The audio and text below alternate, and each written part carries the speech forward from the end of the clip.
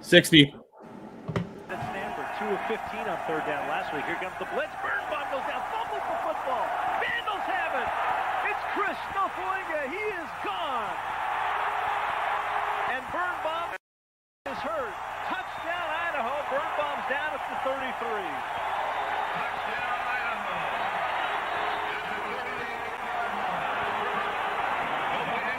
His back or his neck, but you can see pressure right up the middle. Kosi will come. Nofoinga comes up the middle, and there's just a big pressure that's put on by Maltosi, and then it's off to the races for Nofo. Huge turn of events. Cougars were looking like they were going to put it in the end zone or get 3 out of it. Touchdown like they did, Baylor did to UNLV. What an incredible finish to that football game a week ago. That'll be the final snap.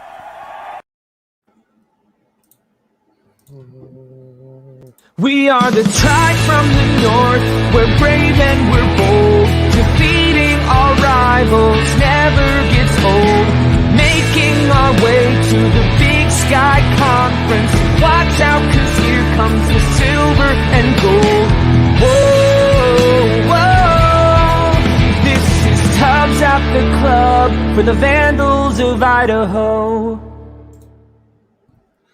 Welcome back, Tribe from the North, Brave and Bold, to the official, unofficial podcast of your Idaho Vandals and the Vandals affiliate on the Big Sky Podcast Network.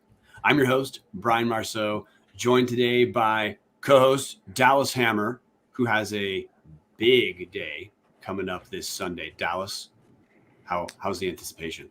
Well, it's weird. So to put this into perspective for everybody, I'm about to turn 30. My favorite band of all time. I just watched them perform 2 albums back-to-back nights in Portland and Seattle over the weekend.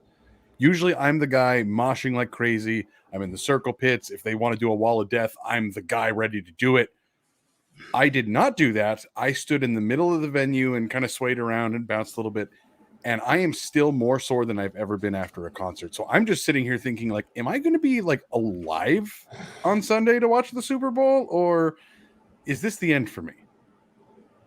Spoiler alert. I think you might make it. We're also joined, as always, running the show in the background, hopping into the comment thread to argue with himself, both from his personal account and the Tubbs account. Producer Martin Hot Take Heemstra. Holding it down in Moscow. Martin, how's it going? You just came from VSF event. How's it going? Yeah, I just came from VSF, man. It was good. Planning some fun events for the future, and I'll maybe talk about it later in the show. Already with the teaser. Hashtag only Tubbs. Join our Patreon at patreon.com/Tubbs the Club. And the point of the show today is there's some Big Sky football news. We're going to get to Idaho news later, but the story for us that we're going to cover, it's out of Greeley, Colorado, northern Colorado. A lot of excitement in, I think, 2020 is when Ed McCaffrey signed his contract. Maybe that's out the window, but to walk us through it, Jadyn Adams. There's a pause there because there appears to be some controversy about Jadyn's last name. Jadyn, first off, tell us what the hell to call you and how's it going? Going well. Anyone can call me just about anything. Yes, Jadyn Adams. Adams is my official, unofficial, married last name. Unfortunately, because of COVID, I just have not been able to get that legally adjusted. So my byline still has Watson Fisher, which is my maiden name because I got both parents, and I thought about keeping it for good, but 5 letters sounds really great to me. So we'll get that done. It doesn't matter what people call me. Like I said, I have a bunch of nicknames. Whatever people are feeling. But things are good. Things are dramatic, Yeah, you bring up numbers. Your number was 5. Our crack research team we've been crunching the numbers, and we found out that Northern Colorado, which that's a team you cover for the Greeley Tribune, correct? Yes.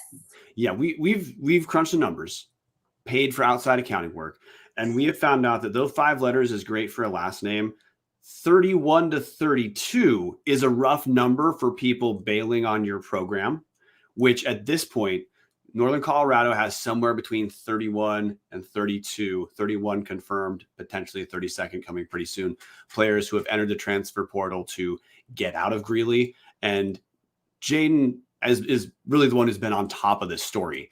And look, I'm just going to throw it to you. What the hell is going on in Northern Colorado that 31 to 32 people are leaving? And this isn't first year Ed McCaffrey cleaning house. No, he's been there for a year. So like some of the transitional things that, maybe some players would be uneasy about.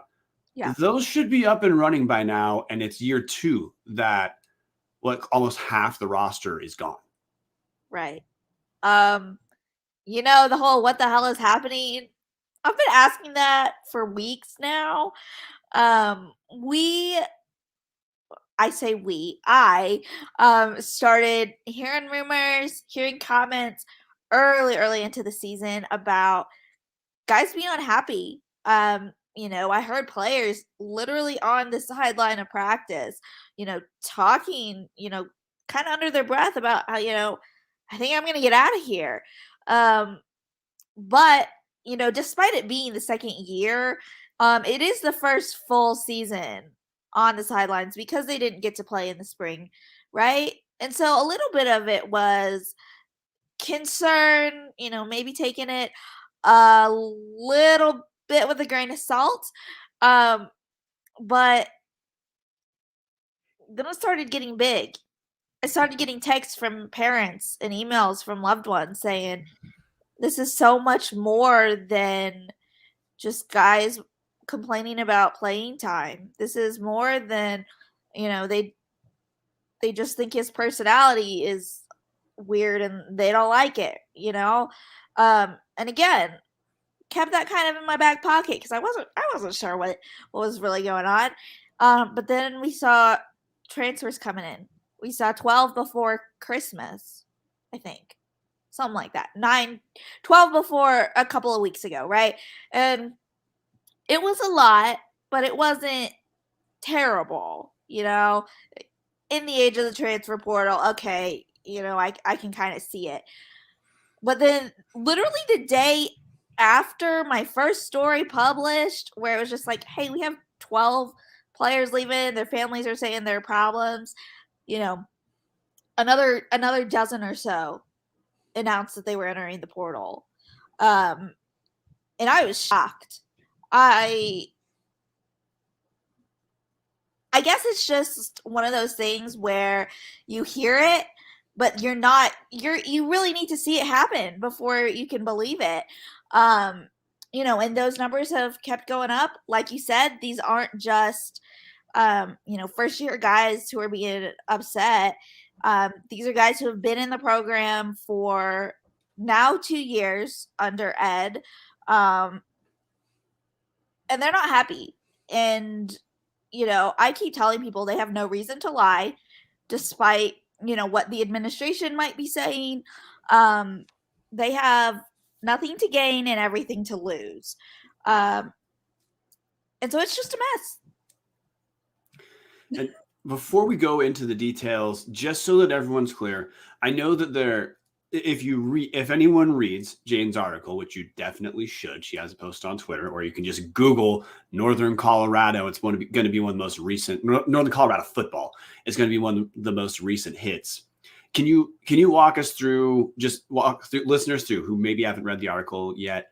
What has been your sourcing for both the volume of people who've been leaving, but also there's a lot of specific instances that you reference in the article. We'll talk about a good amount of them on the show.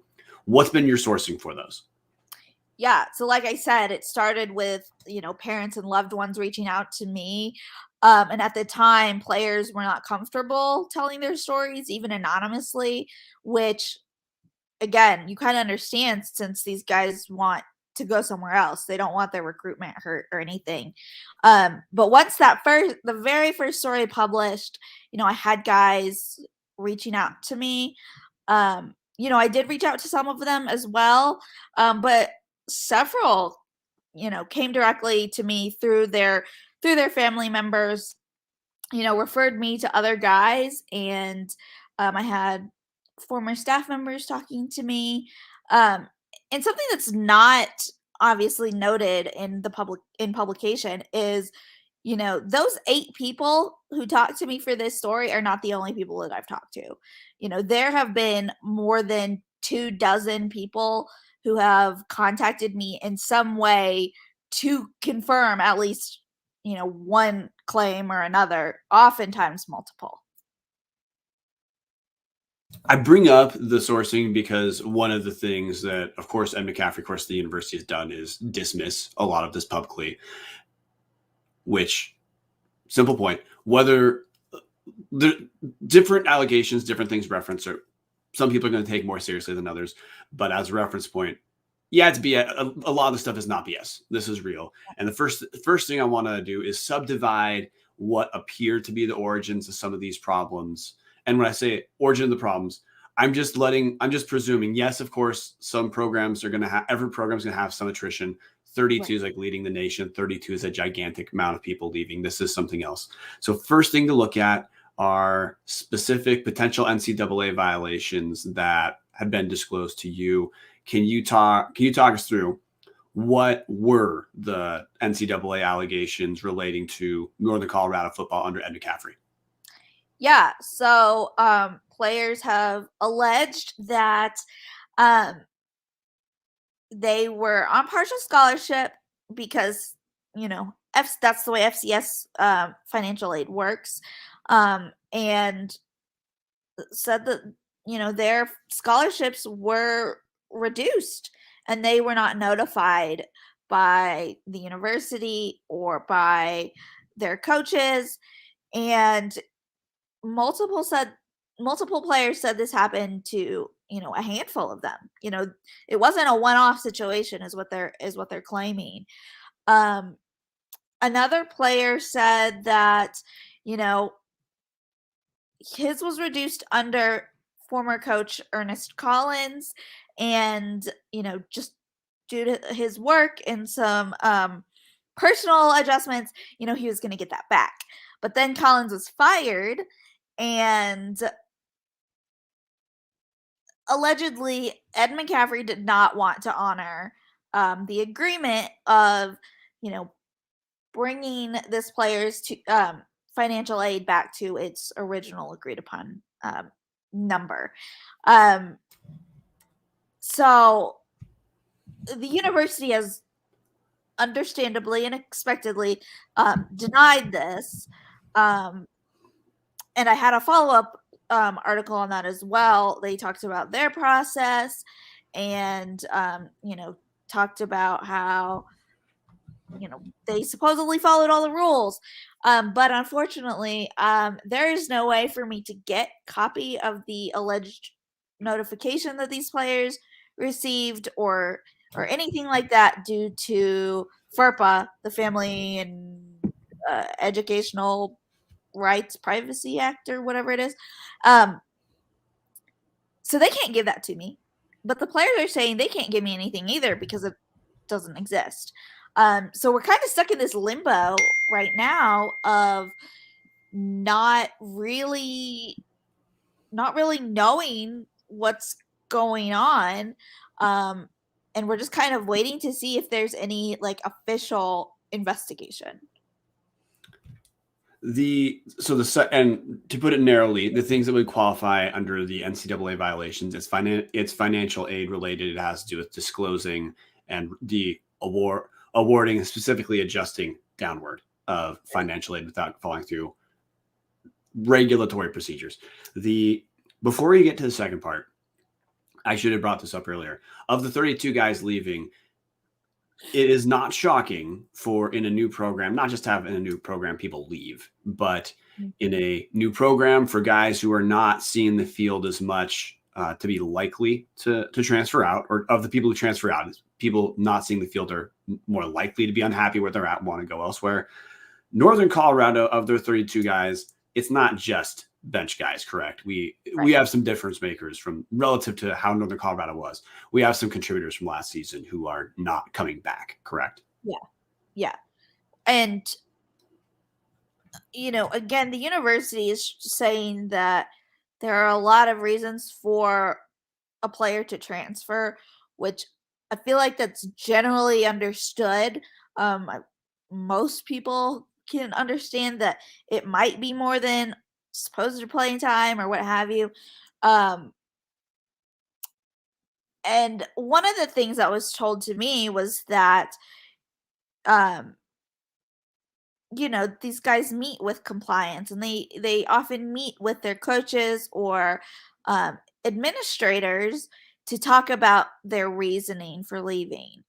And they're kind of using the lack of citing, these players didn't necessarily say, hey, I think we have a bunch of problems as to why they're leaving. And they're kind of using that reasoning as to say, no, we don't have problems.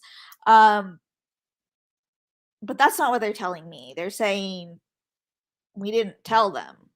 We didn't want to say there are issues, but that's at least part of why for many of them.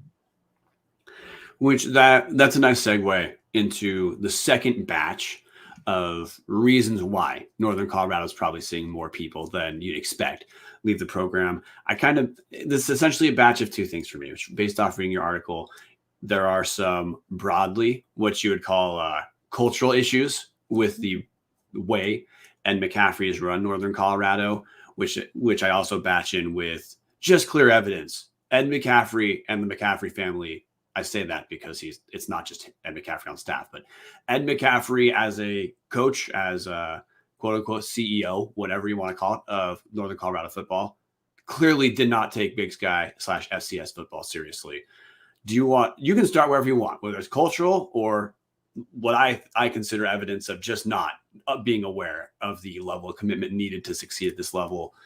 But it's more like day-to-day related issues that a lot of players have, that a lot of players want to get away from. Yeah. And I think that was the biggest thing, was it was just a conglomeration of several problems. I think people might look at this and just be like, well, they're salty players. But, when they talk to me, they provided a lot of nuance. I think especially on the issues of communication and the allegations of favoritism. There's going to be a little favoritism in, all programs. It's just the way life is. It's the way sports are. And they also noted that, the head coach isn't necessarily always going to be texting them all the time, but your position coaches should be, right? You would think. But they were having problems, connecting with them as well and feeling comfortable just talking to them and, without feeling like they were going to get benched or they were going to get in trouble or yelled at or whatever. And, it was an ongoing thing too. It wasn't a one-off from what I'm hearing.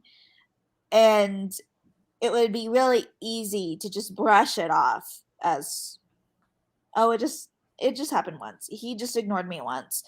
But they have screenshots. They have examples of this happening multiple times. And, you want coaches who are going to be responsive to you, who care about you getting better. And I think that goes into the maybe lack of respect, lack of preparation. These guys were saying, hey, can I meet with you, position coach A, talk about how I can get better for the next game, or, I think I can be really useful against this type of opponent. And they wouldn't do anything. They wouldn't say anything. They wouldn't meet with them. And you're not going to win football games if your coaches aren't talking to your players about how to get better. If you're not criticizing everyone and helping them improve. And I wish I could say that this was, again, that this was one or two players and it happened only a couple of times, but so many guys have said that this happened all through the season. Some of them wanted to leave within the first couple of weeks because they were like, clearly, we're not going to do anything here. And which I want to kind of narrowly define the communication thing for a second, or more narrowly. Again, just for people who haven't read the article. When you say communication problems, your article cites Ed McCaffrey comes in and says what, I mean, just about every new leader, new administrator, whatever, says when they first start, which is, hey, open door communication, want to make sure everyone feels valued, want to make sure everyone's getting feedback. That's how we get better, saying all the right things. But for a lot of the people you talk to, their experience was he said that and then nothing. And it wasn't just an Ed McCaffrey thing. It was suddenly the guys who are on a team who are expecting to be in regular communication with their coaches. Like you said, position coaches as well. But broadly speaking, these are people who are looking for feedback. These are people looking for direction, looking for organization. They were promised that. A lot of players who talk to you did not, what they experienced is they got nothing at all. It was just vacancy. Right. They couldn't get texts or phone calls returned. They couldn't get actual meetings set up in person. And there was a lot of frustration about the fact that, you know, the majority of the coaching staff doesn't live in Greeley, doesn't live in Northern Colorado. So, you know, they would have to decide, oh, is this issue important enough for me to drive from Denver? So a decent amount of coaches in Moscow, not a lot, but always a handful, will live in Pullman, which where we live. Don't know if you're familiar with the geography. It's an 8-mile drive from Pullman to Moscow. About how far is it to go from around Denver to Greeley? I don't know mileage exactly, but it's, depending on traffic, anywhere from, I would say, 45 minutes to an hour. Okay. It is a commute. Yes. It is what essentially any person in any profession would say. It is a commute each time you're coming in, coming out. So that would be part of why some people are touchy about the living situation. What they're more touchy about is, I'm trying to talk to coach and I can't. Yeah. And I feel like even in the situations where, you know, some people are talking to him, it's issues of importance, you know, they don't feel important enough for them to make that hour drive, you know? Yeah. And another thing you referenced was favoritism. And again, to more narrowly define it, you're not referencing favoritism as, hey, look, the all-league running back gets treated a little bit better than the non-all-league running back. The breakdown was a little more granular. And in some ways, based off what you talked about, I'm going to ask you to now just tell us, a little more petty than just favoritism that happens to take place. Right. They felt like, you know, guys were getting time off practice, like extra time off practice. They were getting extra food during their COVID quarantines. I'm trying to think. You referenced the thing about like Ed McCaffrey had made it kind of a ritual. And by the way, lots of organizations create rituals where to make the buy-in for the team a little more effortless, you create these markers people have to hit. The markers Ed McCaffrey made was like wearing school colors, getting your number, wearing your like having the privilege to wear like Northern Colorado stuff. He created those as like performance markers for some players. Emphasis on the word some. Yeah. Okay. Glad you brought that up. It's been a while since I wrote this. But no, the guys who stayed around in that first year and were here through that spring 2021, you know, that's what they said. That's what they experienced, and they liked it. They thought it was good for them to build that camaraderie, to build that hard work, and just feel connected. You know, unfortunately, they said that once some of those other transfers, you know, including his son Dylan, you know, they claimed that wasn't a thing anymore, and that was really frustrating because, you know, they wanted to feel like everyone was on, and no pun intended, on the same playing field. But, you know, they're saying that's not what happened, and it was really, really frustrating to see other players who hadn't been there just come in and get everything easily. Yeah, and the breakdown, one of the breakdowns you reference of some of the favoritism is essentially the holdovers from Ernest Collins. A lot of them felt like they were treated not as well. And then the FBS transfers, not just new guys at McCaffrey's program, but in your article, it specifically references FBS transfers were the ones who were treated clearly in a better way than some of the Ernest Collins guys. And some of the things that you also cited are inequity. I'm not just reading your words. Inequity between academic and athletic requirements for the FBS transfers and the remaining players. Yeah. They were talking about how, some of those transfers that came in, they might have lower grades than the other guys. They didn't get chewed out. They didn't get benched, and it was fine. And they said that they didn't have the same standards to meet in practice. Just a lot. So much that I literally am struggling to remember everything I wrote. I can throw you a few more real quick, just so you Okay. got to bank the reference. Other examples, and again, I am now reading your words. Other examples players gave included favored athletes getting new equipment, being awarded additional recovery days, additional film study with coaches, and treatment with healthcare specialists outside of Colorado. It seems like a pretty clear thing that if stuff's being awarded that tangibly, and I'm not trying to imply that you are saying this is a 100% FBS FCS player split, but broadly speaking, if you were one of the favorite guys, you got everything new, you got extra stuff, and Right. according to the players you talked to, if you're not one of the favorite guys, you just didn't. Yeah, they just existed at that point. They went to practice, and kept their heads down. Really, that's what the majority of them said. Is they knew they wanted to leave. They weren't going to leave mid-season. They wanted to ride it out, but they tried to keep to themselves and just get it done and over with. And I think that's a sad way to approach anything. To feel like you're in that position. Now, the next bucket of things I want to talk about is, and this is the thing that I think our listeners are going to connect to, because so far, a lot of this stuff is cut and dry.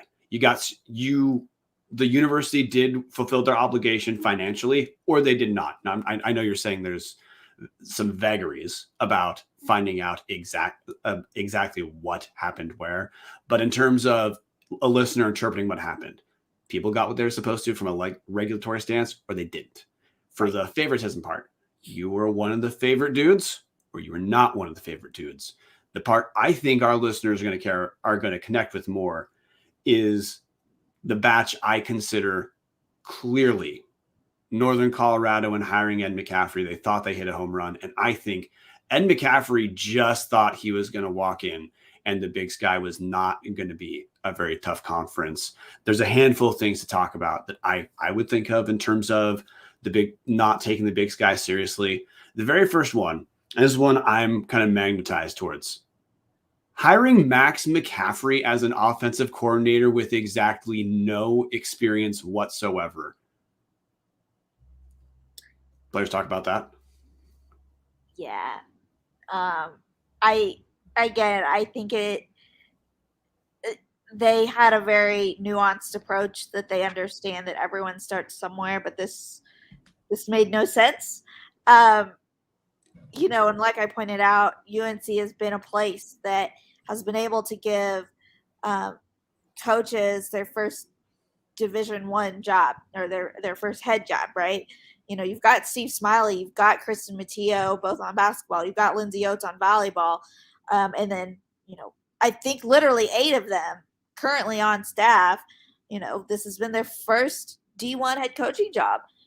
And UNC's seen success, but the difference is all of the coaches that came in had long resumes, either on, a D2 or JUCO level or assistant experience at another D1 or both. And that's what the player said is there wasn't any of that. There wasn't any assistant experience at, we'll take Steve Smiley, for example. Weber State, he was an assistant for several years before coming over and then working under Jeff Linder. neither Ed nor Max had that. They didn't work on a D2. They had Ed had like 2-3 years of high school coaching experience. And can I pause real quick? Just so people are clear, when you say 2-3 years, there's a chance the person hears that, and what they hear is, okay, just not a ton of experience. You mean at the literal level, his entire resume of coaching at any sort of position level, 2 to 3 years max, depending on what you're choosing to count, 2 of which were high school, 1 of which was like club ball or something like that. Yeah. Literally, like it's very short. If we were to translate my personal resume to coaching, I have more experience in journalism than I think he does coaching. And that's saying something. And that was such a huge issue because they had Dave Baldwin as the OC. He was the original hire back in 2020. And Baldwin worked at Stanford. He was Ed's position coach. But Baldwin was fired last spring, allegedly, because, he didn't like how Ed was running the program. And so he was more or less asked to leave. And some of the specifics, now I'm jumping in with paraphrased your words real quick, so listeners know the specifics of some of the things Baldwin may have been referring to in terms of not liking the program. Obviously, could have referred to the stuff earlier, but there's some day-to-day stuff that you had players tell you about. Examples here, less favored athletes put on the scout team and then given essentially no instruction while on the scout team. They'd get yelled at for screwing up, but if you're on the scout team, you were getting very little individual sort of instruction. We have, in terms of preparation or lack of preparation, not getting scouting reports on opponents, film sessions that were like 10 total minutes and players described as being very close to useless. One player you quoted said, "I came from a junior college and I think we did way more preparations before games and meetings than this school does." Road trips where there's essentially no whatever coaches often talk about, like the value of sports is instilling discipline in a tangible way for guys. Road trips from Northern Colorado, essentially no rules, just no curfew enforced, no real interaction with people supervising the program. It was what get back to your hotel, get back, and then get to the game at some point. More or less. I mean, they would have a time to meet and they'd go together, but that was about it. Everything I heard was, the coaches, they would be lucky if the coaches, had dinner with them. Again, so many people said little to no scouting reports, little to no film. Just like I said, I was shook because I was like, really, you're gonna say you're gonna hire a guy to win and then allegedly not give your team the tools to win, to have success. And yeah, it felt like they could just go in there and do whatever they want and walk all over the big sky. Which did not quite happen, of course. And one of the reasons why I brought up Max McCaffrey is I know for Jane, if you're not a weekly listener, I'll someday forgive you. But we have a new coaching staff that everyone, including us, we're really happy about what's going on. Our least experienced coach is our wide receivers coach, Matt Linehan, but he has 2 years experience as a graduate assistant. So, and it's at a position coach level. So if it's a guy's getting his first D1 job without a ton of experience, like that position coach, hey, that's not a shocking position to be in. Max McCaffrey's made offensive coordinator with significantly less coaching background than Matt Linehan here, and McCaffrey was offensive coordinator. Have you looked at how many points per game Northern Colorado scored in conference, Jadyn? It's been a hot minute. It's what, 14, 17, maybe? You're a little optimistic. I thought you might be jaded at this point. Northern Colorado in conference, 12.8 points per game, 12 touchdowns, 6 field goals. So that is on the conference season. They scored points 18 total times, no safeties. Sounds about right. Yes. And Max, of course, is back. Max is back, so and look, I want to beat this. I'm just going to beat this Max McCaffrey dead horse into the ground because Idaho fans lived through what we refer to as a dead horse era, and we're going to laugh at someone else having a family issue being a dead horse. So when Max McCaffrey threw a fit because he could not handle a high schooler making fun of his pants at Montana State, and he snapped a clipboard and threw it in the stands, what happened disciplinary-wise to him? Nothing that I know of. Okay. I was told that it was handled, but I don't know what that actually means. Okay. We assumed that it was gonna at least be maybe a 1-game suspension to appear as punishment, but yeah, no, I don't know that there was really anything. Maybe a chat. Maybe I am disappointed in you, but I don't know. And the university likes to say that, they can't share stuff because it's personnel. So take that for what you will.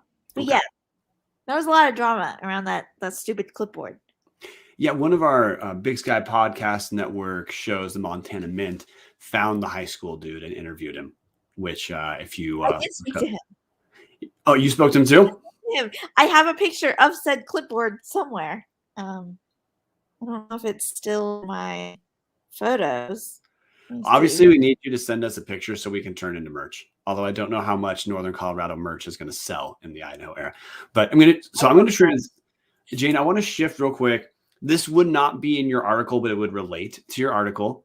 So this is more of you're a Northern Colorado football expert. You're here, so might as well ask you the questions. Okay. There's a lot of excitement when Ed McCaffrey was announced as the head coach. I mean, it probably felt to at least some people that, look, this is as big a name as they're going to get. To me, felt like, hey, this is their version of Deion Sanders going to Jackson State, as in it's a big name who should immediately help with recruitment. We know the people online we talk with, we're friendly with, who are Northern Colorado fans or affiliated. They were pretty excited heading into the season. What's the temperature now on Northern Colorado as far as the fan base? Obviously the season was rough, but it's also his first season. I don't think anyone reasonably expected Northern Colorado to become something other than themselves in year one. But now we also have this stuff coming out. What's the fan base as you understand it, how they reacted to hearing this, and has it changed their outlook at all? There are a lot of really disappointed fans, I think. Was there a cat? Yes, I'm sorry. My wife's cat is currently locked in my room, and she's like attacking the door over here. So I just now realized it's on the video. I was trying to distract her. So I have 2 black cats. So hello. Okay. Anyway. Thank you. But because we have some audio, non-video listeners who are going to miss this cat thing, I'm going to ask you to jump back to the Northern Colorado interpretation of Ed McCaffrey thing. Sorry. I think there are a lot of disappointed fans, disappointed alumni who had a lot of high hopes, and I think there are people who want all of this to be false, just out of sheer, like, this is their school. They love it so much they don't want to see something bad happen. But yeah, I think you'll have season ticket holders who are still gonna be around just because it's like, it's something to do. They graduated from UNC, cool beans, right?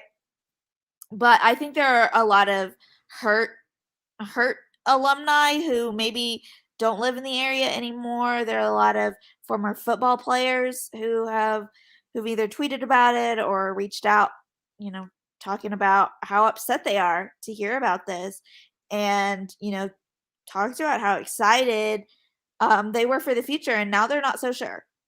And I think that's a real bummer. Because like these guys said, like so much stuff could be avoided just by a little bit more communication, a little bit more, maybe a bigger perspective, and even an apology to say, hey, even if they didn't think that they did anything wrong, to say your feelings are valid and we'll try and be better. But so many people have not heard that. And so you're saying, to your knowledge, based off the sources you have, based off people you've talked to, that so what publicly the University of Publicly Ed McCaffrey said, to my knowledge at this point, is essentially, yeah, it didn't happen. If there's people upset, we don't like that. But no, the allegations, not a big deal. Yeah. You are saying you have not heard of, hey, that's like the public PR message, but in private, there's different type of work trying to keep people together. Yeah.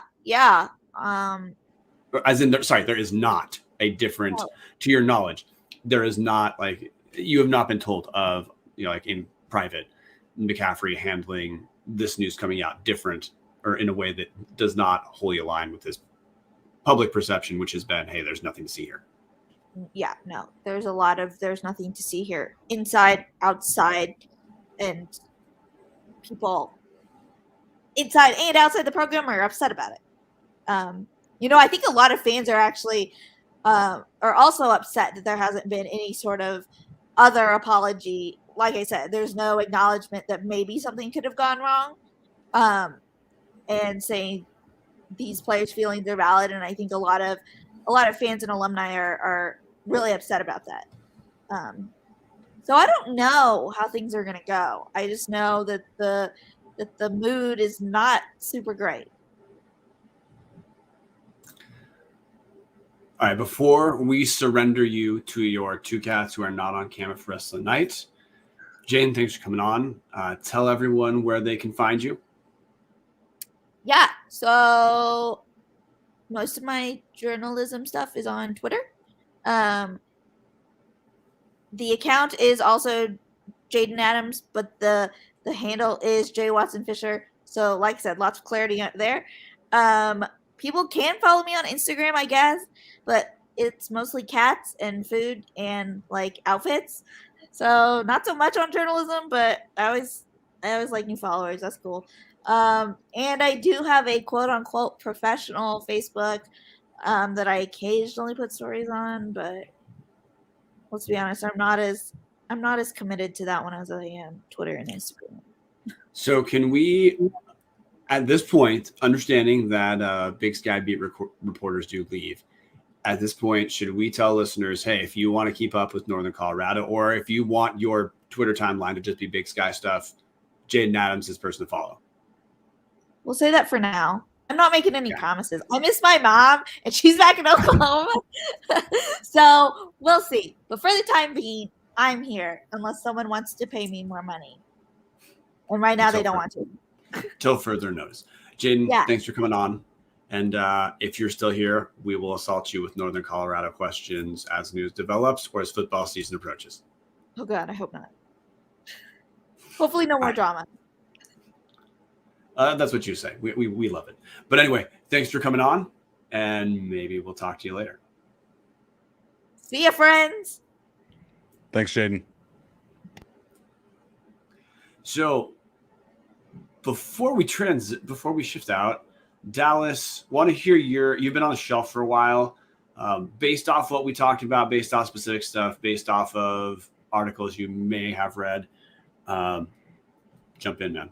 I mean, so for anybody that hasn't read the article, I do recommend you go do so. It is very long. So I know for most of us Idaho grads, reading is difficult. At least I know I'm in that boat. So it might be a couple hour read or longer for some of us.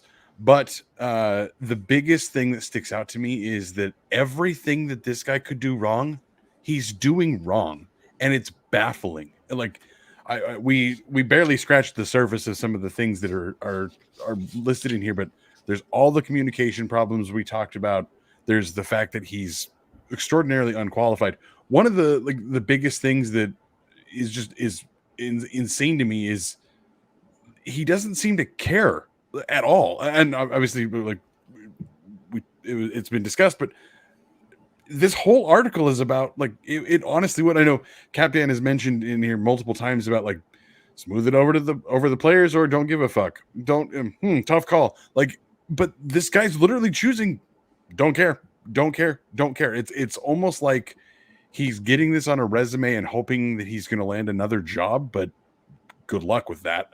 From how this is going, there's a whole bunch of stuff about all of the coaches that he brought on are all obviously like his kid, little to zero experience. They're all yes men. They're all there just to like nod their head and smile and kiss his ass because he's a micromanager who is, it sounds like a tyrant. It's honestly amazing to me.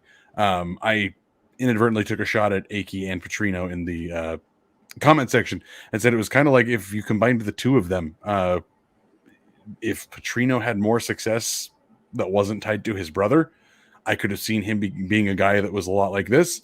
And a lot of the internal problems of the program are a lot of the things that we'd heard is how Akey's tenure ended. And that's kind of why Petrino was the hard ass brought in to like clean up some of the just lackadaisical structure of the program. It is honestly baffling. I know that it's tough to care about this when if you're just a guy tuning in to listen to us talk about Idaho, but this is insane. If Brian Harsin was doing this, that guy would have gotten his ass fired on the first week at Auburn. Like, this is only happening because it's at Northern Colorado and nobody cares about Northern Colorado. If this was happening anywhere in the Power 5, anywhere in the Group 5, hell, half the teams in the Big Sky, this would be everywhere. But it's happening in the remote outpost of Greeley, where nobody seems to care about this team, and it's kind of just being swept under the rug. But this is like, it is hard to read about this, and I'm not going to say it out loud. I'm going to encourage everybody to just jump on the YouTube video at about the 47.5-minute mark and see the comment that Rack of Tits 69 has just placed in our YouTube, because that is the one difference about what Brian Harsin is doing and what Ed McCaffrey is doing. That, to Ed McCaffrey's credit, that's about the one thing we have not heard of him doing. So he's got one thing going for him. Yeah, I guess that is one option. Another thing I want to go over that is a little bit weird, just how this is structured, is I don't think anyone would fault a guy like Ed McCaffrey for bringing in Dylan McCaffrey, his son, to play quarterback. He was an Elite 11 quarterback, blue chip recruit to Michigan. Idaho, we would have had Dylan McCaffrey transfer in last season, a lot of us would be stoked about that prospect. I'm not going to hold at all giving Dylan McCaffrey a shot to work some stuff out throughout the year. We'll say listeners may not know this because no reason to. I did some for fun research for another Big Sky podcast network show, the Montana Mint, throughout the season as a joke, tracking Dylan McCaffrey. He finished the conference season, averaging 4.9 yards per pass attempt. That would not even have been a top 10 running backs in the Big Sky rushing yards per attempt. For a good amount of the season, I kept an unofficial tracker of, is Dylan McCaffrey's yards per attempt a top 20 running backs yards per attempt in the Big Sky? And it actually took until pretty dang late in the season for him to crack an average of 4.5 yards per pass. But I bring that up as, hey, that's like the fair one. Ed McCaffrey's in there running the show. Look, I mean, we already talked about that as a name for Northern Colorado. But in addition to that, Max McCaffrey at offensive coordinator, preposterously terrible. Less than 13 points per game, only 18 total scores the entire Big Sky season. But then also Max McCaffrey's girlfriend is the director of operations, which means there's almost no angle you can go to in that program if you're a guy frustrated with how things are going and not run into a McCaffrey who's going to report right back to the guy you're not comfortable with. So in short, Not floored that 32 guys are leaving. I'm not floored that some percentage of guys are leaving because I don't think Northern Colorado is like Idaho, where Idaho has 3 total guys leaving.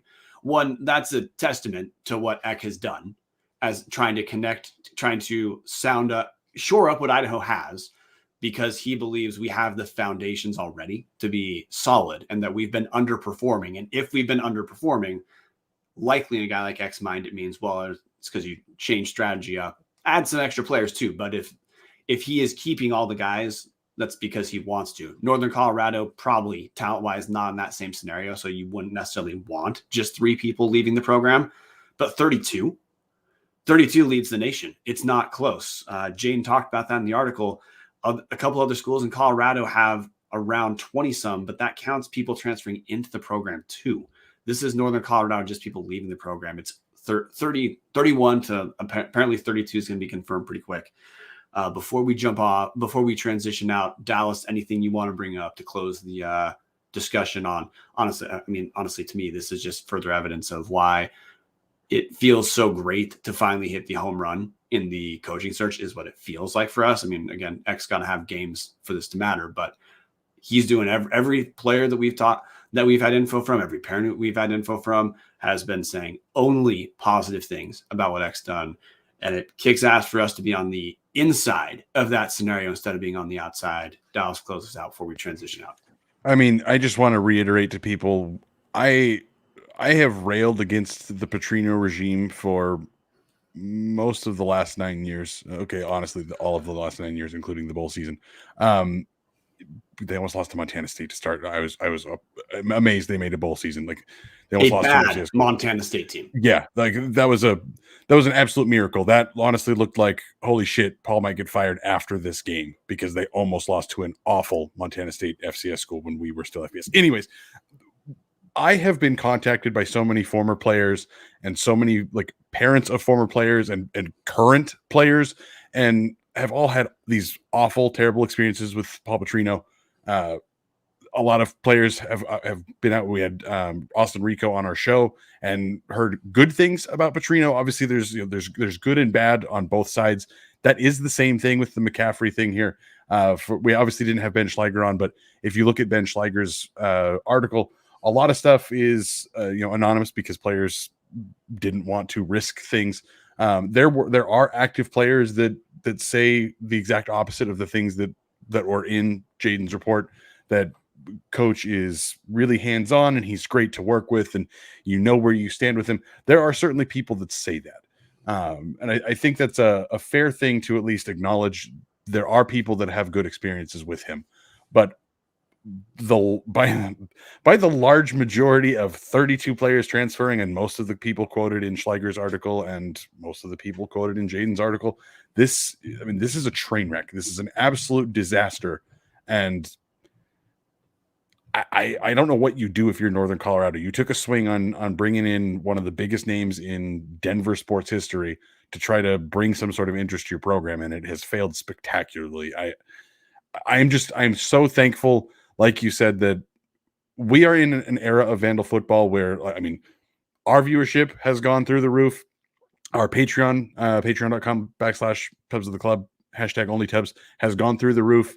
Obviously, people are showing up in droves to talk about Eck and the new program. And there's so much excitement around Vandal football that reading these kind of articles makes me take things for granted, because this absolutely could have happened at a school like Idaho, and minor pieces of it already have across multiple different regimes. So it's a really good way to frame how thankful I am and how excited I am for this new era of Vandal football.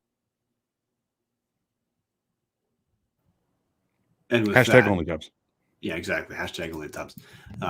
That is not the close of Around the Bar, but it was brought to us by Hughes River Expedition. If you're looking for a great, inclusive, all-week-long vacation, don't look past your backyard. Venture into the largest protected wilderness in the continental U.S., located right here in the great state of Idaho. Enjoy a multi-day trip down the Middle Fork of the Salmon, the main Salmon River No Return, the Salmon River Canyons, or the Selway. You can even check out special trips like the one to see the Perseid meteor shower. Camp on pristine beaches, run amazing whitewater, hike scenic trails, spot wildlife, soak in beautiful natural hot springs, take in the history along the river, and fish some of the most remote stretches of river in the country. You just bring clothes, Let HRE handle the rest. Hughes River Expeditions has been vandal owned and operated since 1976 and ready to take you on the vacation of a lifetime.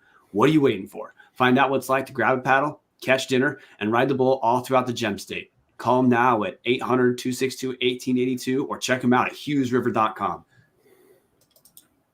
And now it's veggie time, guys. We only have one basketball game to talk about, so it won't be a super long chat.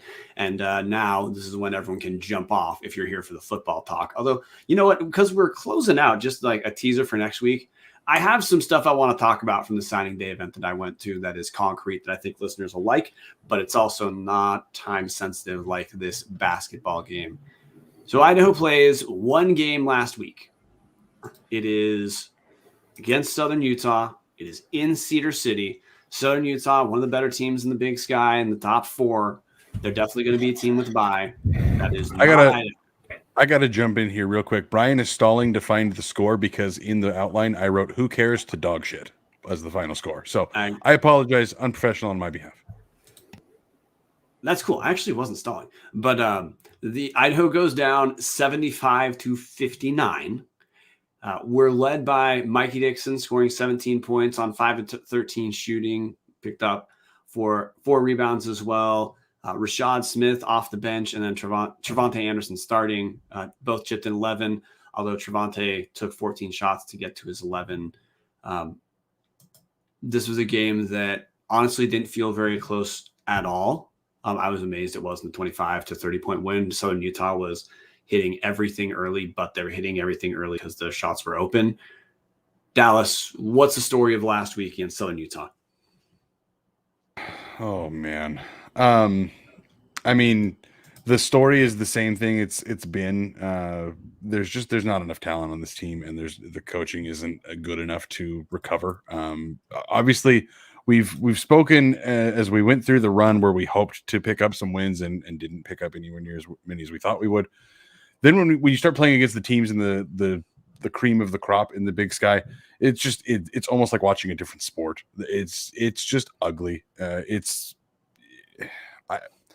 I don't even know how to talk about this. It's bad. Idaho turned it over considerably more than Southern Utah did, which you'd expect against a quality team. But I don't have anything positive to say about it. It realistically wasn't close after 3 minutes in. They opened up a 10-point lead 4 minutes into the game, and it never looked back. It's just. I've got nothing. There's nothing I can say to redeem anything about this team. And Brian, maybe you've got something, but this was over and shut before the first media timeout. And that's what's going to happen against, like you said, Southern Utah is one of the top 4 teams in the conference. This is what happens against teams that are well coached and have more talent than Idaho does. No, my story is Idaho's moving backward at this point. We had those 2 wins against Sacramento State and Portland State where it felt like, hey, maybe something's going to string together. Since then, we've lost to Montana State, and Southern Utah, which, hey, those are three of the better teams in conference. But the thing that's changing is that we've been dumpster fire on defense the entire season, which we're mostly still there. Had for us a good defensive showing against Montana State, one of our best of the season. But broadly speaking, that doesn't really change the trend line of how we've been defensively. It's a pretty safe bet that we're going to have a defensive rating of over 100. But our offense was what was at least making this team interesting. And it was how we were able to stay competitive in some games. Heck, that's how we beat South Dakota State, is we just simply it was a miracle, but we outshot a very good shooting team to pick up a pretty exciting win earlier in the season. That offensive success, that offensive efficiency, that's out the window now. Our last 3 games, offensive rating below 90 every single time. And against Southern Utah, offensive rating of 83. This is back to numbers like last season. I mean, we do have Mikey looking good, which, props and stuff up, but those offensive ratings in the 80s, no, that's last season level, guys. That's no different than what we had last season. So yeah, that's my story, is we're moving backwards. I mean, Southern Utah didn't even have a very good shooting night against us to get an offensive rating of 105.6. So over that Mendoza line of 100. The the Thunderbirds shot 45% on the night, only 35% in the second half, and they still won by 16. But also from three, they were 28% on the game, including 1 of 10 in the second half. That's how this was in a 30-point game. Southern Utah just missed some shots. So my takeaway, man, is the excitement that we hope was there. Look, I mean, we're late in the season, and this is a worse basketball team than when we started the season. Like, hey, jury's in. It's the countdown. I mean, we have Idaho. What do we have? 9 conference games left. Dallas. We're sitting at.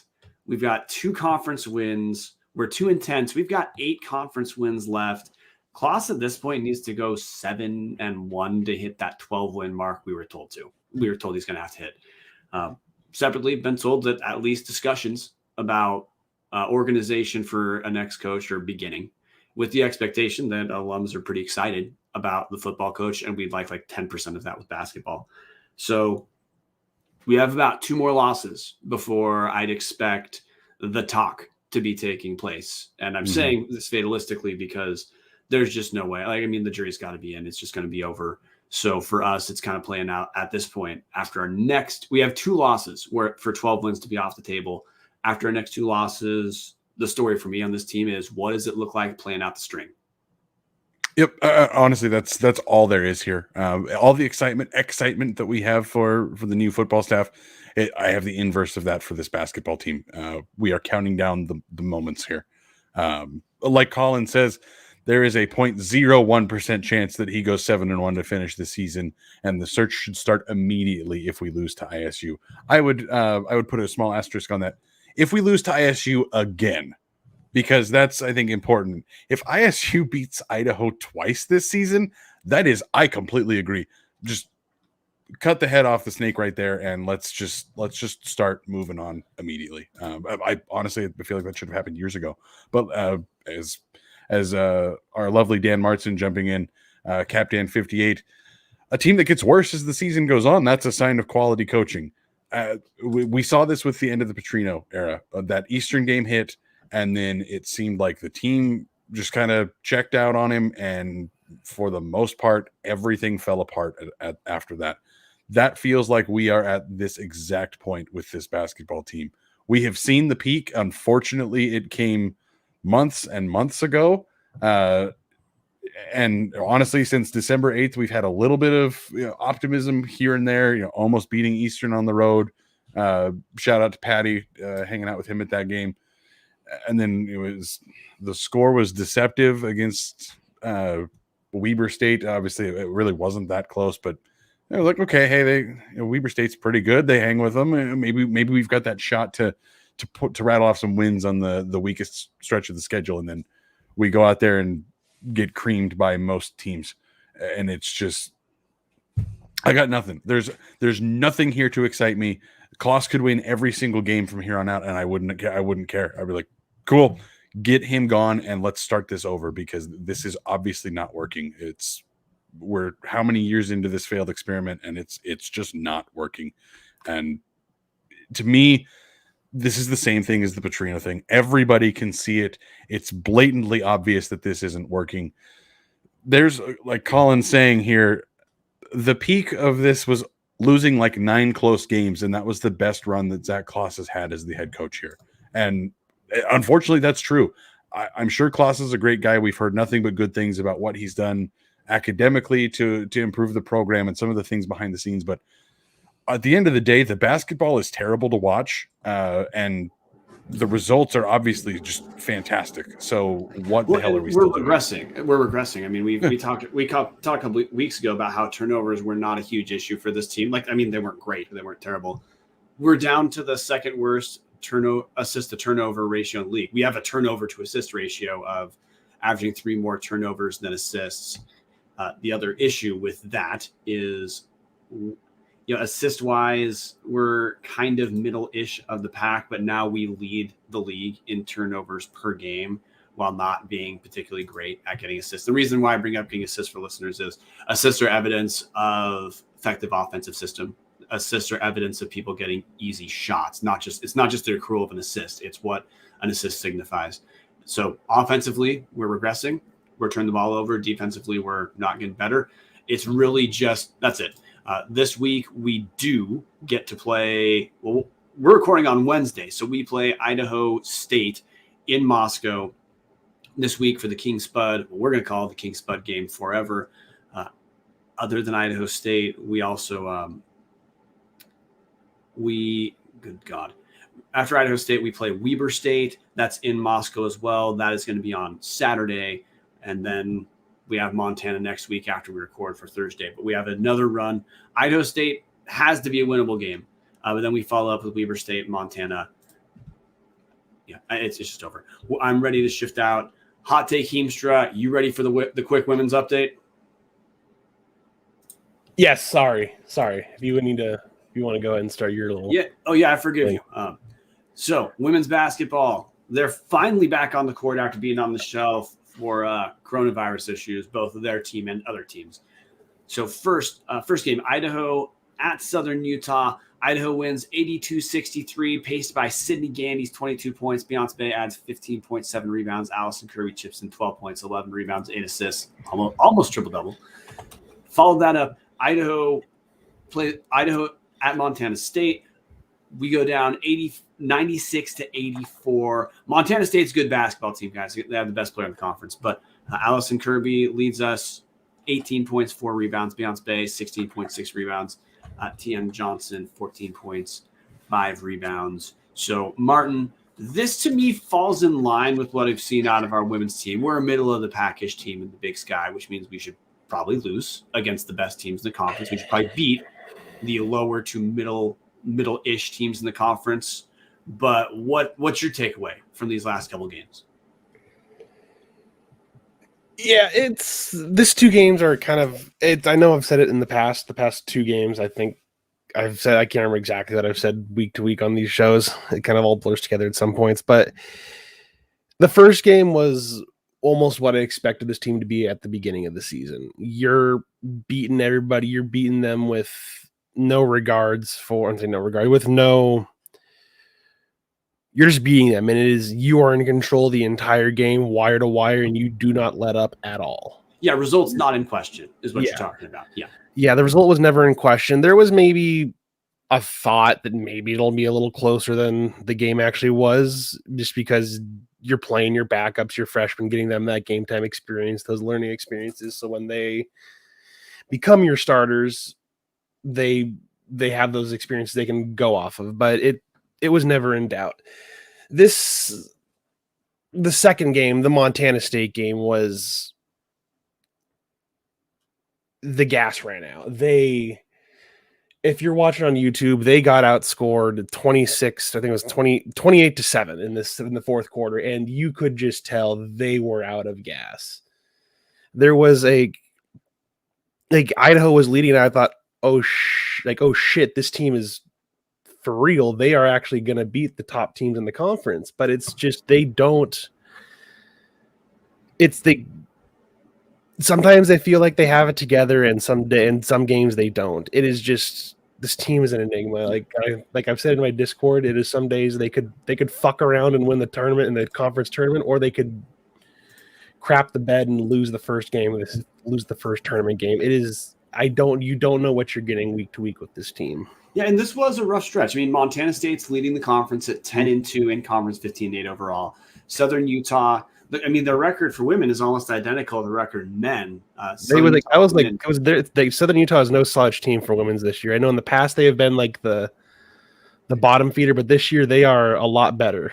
9-3 in conference, which for reference point, Idaho, after that win, that moved us up to 4-6 in conference. So we're on the outside looking in of a first round tournament bye. But of the teams who are not going to get a first round tournament bye, we're at this point set up to be playing one of the better matchups we can have. If you're not going to have a bye, as in playing a team that seeding wise is relatively close. So after these games, Martin, we've been taking your temperature throughout the season. do these games change your outlook on Idaho women's basketball this season at all, or are we still staying the course of up and down? They're gonna win some games they shouldn't. They're gonna lose some games they shouldn't. And absolutely, it's gonna be God that knows way. what happens tournament time. Yeah, they're gonna win some games they should, and they're gonna lose some games they shouldn't. But it's definitely going to be like that up and down season. If they don't get a tournament, if they don't get a first round bye at this point, I'm not going to like be disappointed with it. I'm just going to be like, what's going to be different next year that's going to make that so they're going to be there next year. But it's like, it's very much kind of stay the middle of the road, kind of hope for that higher seed, hopefully try and get the best seed you can at this point and go from there. And to close out the show, guys, we're running a little bit long for us during a non-real football game episode. We have some coaching news out of Moscow. Idaho has finally hired their volleyball coach, which we talked about this previously. He's actually been hired for a while, but new head coach Chris Gonzalez did not want to be announced until he had his staff together. He wanted the entire staff announced as a core group. So Chris Gonzalez, new head coach. Assistants he's bringing along are Kalisha. Oh, good God. We should have asked how to pronounce this. Kalisha Gore. Yeah, Kalisha Gore and Brian Bastuba. They're both assistants. So Chris Gonzalez is coming to us. He had been coaching professionally in Japan, has background as USA national team head and assistant coach, coached professional teams in Europe, won 3 championships in Europe. Also was an assistant at Long Beach State in the 90s when Long Beach State went to 3 national championships. They picked up 1 win there. He won national championship when he was an assistant coach on the roster. I don't have a lot of hot takes on new volleyball coaches other than it's time. Yeah. I'm glad we've got a new group. Vandal volleyball is going to be a little, I mean, it'll be a lot different with Debbie Buchanan not on the court because she was here for like what 20 years was it or something like that. I can't remember the exact time, but just it is something that it'll be a lot different. But having talked to people that I know that work with the athletics, they kind of said like it is a good hire. It is like as Cap Dan says, it is a damn good resume, and it is something that Vandal fans that maybe I wouldn't say tepid or maybe just are interested in that athletics is something that's kind of a splashy hire for volleyball. No, and Dallas, I'm going to let you jump in a second. Cool. The way I can talk about volleyball is by talking about other sports. Mm-hmm.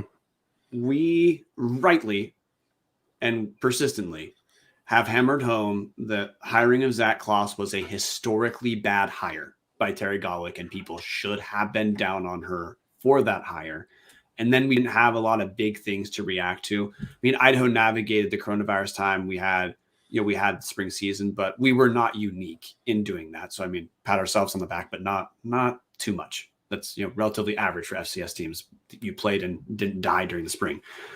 These recent hires, Jason Eck and the staff Eck has been able to put together home run. The institutional hirings that have given Vandal Athletics they're setting themselves up to have a much more public face and to be reaching a lot more people. That's an institutional thing, not just a Jason Eck thing. Good hires plus strategy we have not seen before. That's another positive one. I'm gonna chart this as a win too. Chris Gonzalez, great background. I can't talk volleyball strategy, but this is when people think of Terry Golick as being a not particularly charismatic individual publicly, but the justification for that person getting the job is that they know what they're doing behind the scenes and running a program.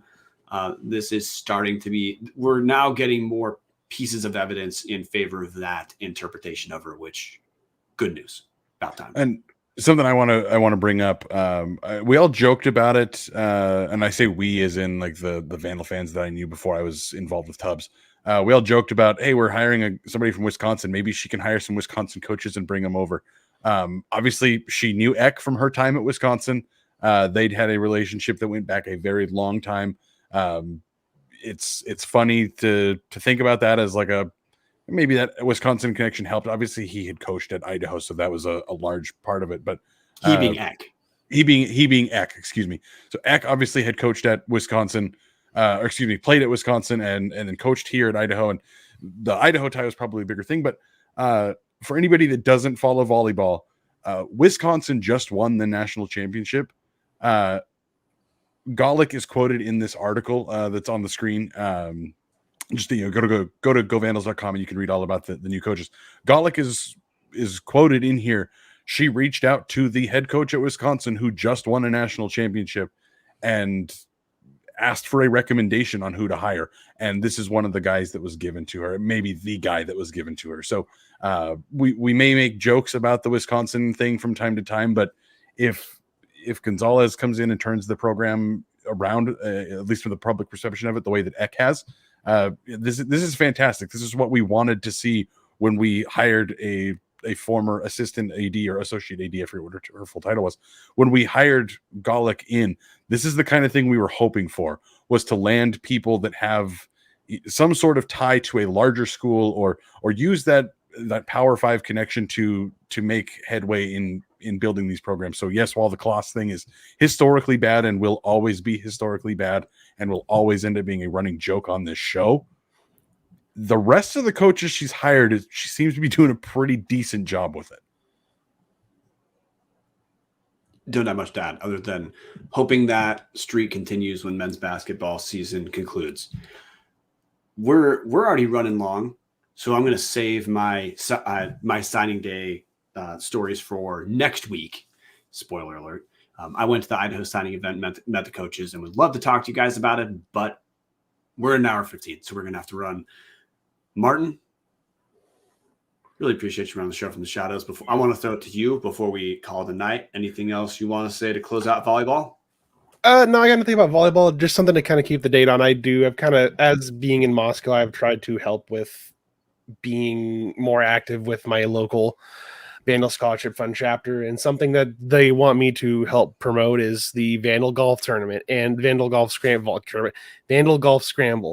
The date is not going to be that, but if you just want to save the date for right now, if you also want to check up for updates, go to Latah County Vandal Scholarship Fund. If you look at Latah County VSF on Facebook, it'll be there. If you're also on the Gaylen Woods Vandalgram, he will definitely be sending information out about that. And yeah, just save the date for June 4th, 2022. It is a Saturday, I believe, at the Vandal Golf Course. So if you ever want to come down and support the VSF, please come support this golf scramble, which will be coming this summer. Mm-hmm. Yep. Okay. That's a wrap, guys. Thanks everyone for joining us live. Thanks for Rack of Tits for keeping it PC for him until Jadyn was off. Rack of Tits for the listeners is a viewer who contributes to our comment thread. You guys are more than welcome to do that here and through Only Tubs, patreon.com/Tubs the Club. It's time for Colby Cuff to play us out. Go Vandals. Oh gosh.